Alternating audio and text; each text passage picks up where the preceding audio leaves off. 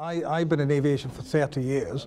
The aviation world used to be like the NHS, and 25 years ago we brought on human factors CRM training, decision making, how the teams interact with each other, effective communication, and basically the team dynamic.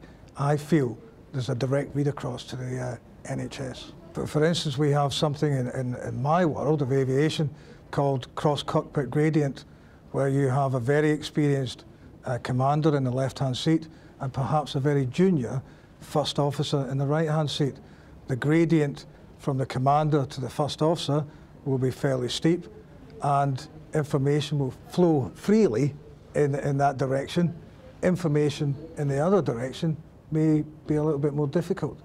And I can see in the NHS with the hierarchical situation that you will have the same sort of effect, the same sort of problem perhaps. We bring knowledge to everyone in an open forum that this problem exists, and everyone, we in the aviation world, ideally we use what's called Chatham House rules, where everything within the confines of a room, everyone is free to discuss whatever they feel is relevant without having to worry about future careers.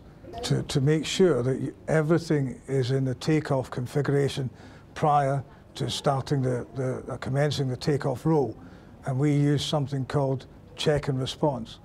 Okay, so the checklist is announced. Someone will read the check, and the other person will respond to that, so that you have two people at least confirming that the check is done.